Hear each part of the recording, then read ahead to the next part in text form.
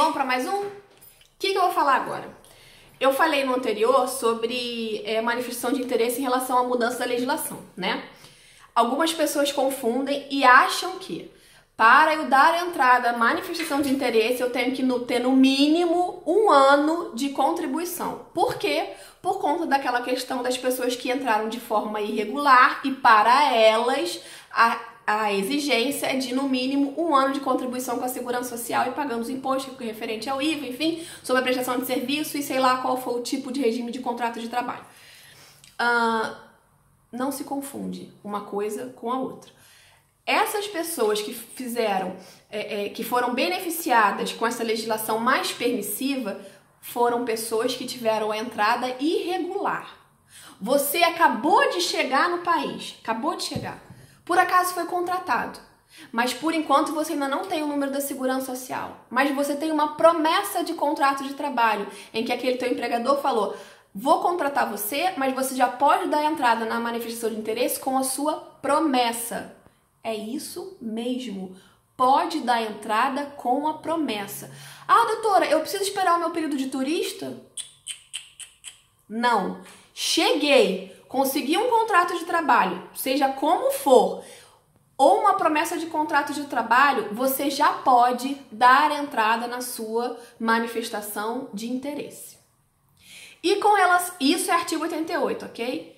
E com relação ao artigo 89, bom, para o artigo 89 você precisa de um contrato de prestação de serviços se você é um profissional autônomo. Você precisa de um contrato de pacto social se você é uma pessoa jurídica, ou seja, você abriu uma sociedade unipessoal.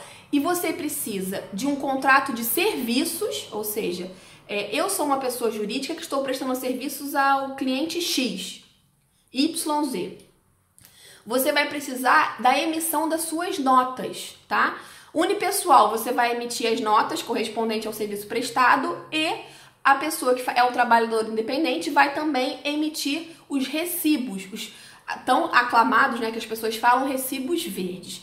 Tem o contrato de serviços, tem o recibo verde emitido, tem a inscrição na Segurança Social, posso dar entrada na minha manifestação de interesse.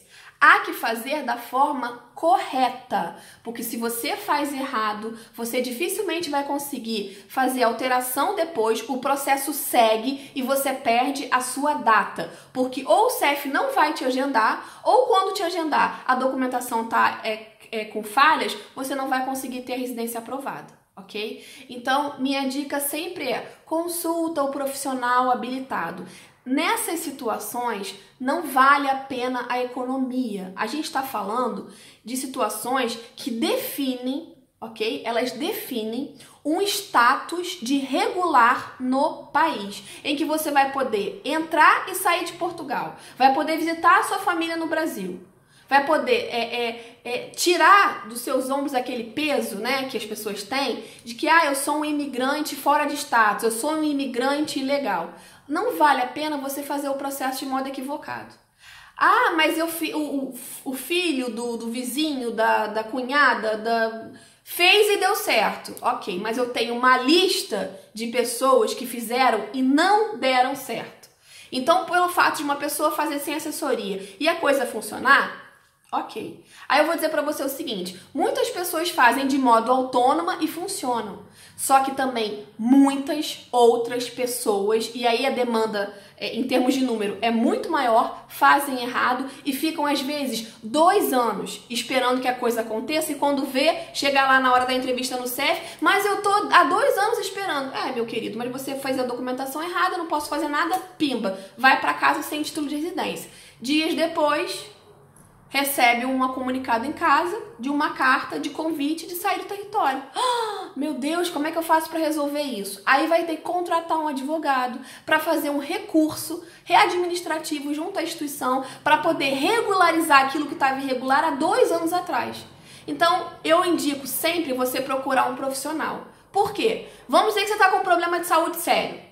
Eu tô precisando fazer uma cirurgia. Você vai no açougueiro? Você vai no veterinário? Não, você procura um médico cirurgião para tratar do seu problema. Você está com um problema no intestino, você vai procurar um pneumologista? Não, você vai procurar um médico gastroenterologista. É a mesma coisa. Então, um outro detalhe importante, tem muito advogado entrando nessa onda de imigração, porque vocês sabem que Portugal é um país cujas rendas, né, o rendimento médio do português é baixo. Então tem muita gente que está querendo entrar nesse mercado, mas não tem o mínimo conhecimento sobre aquilo que está fazendo.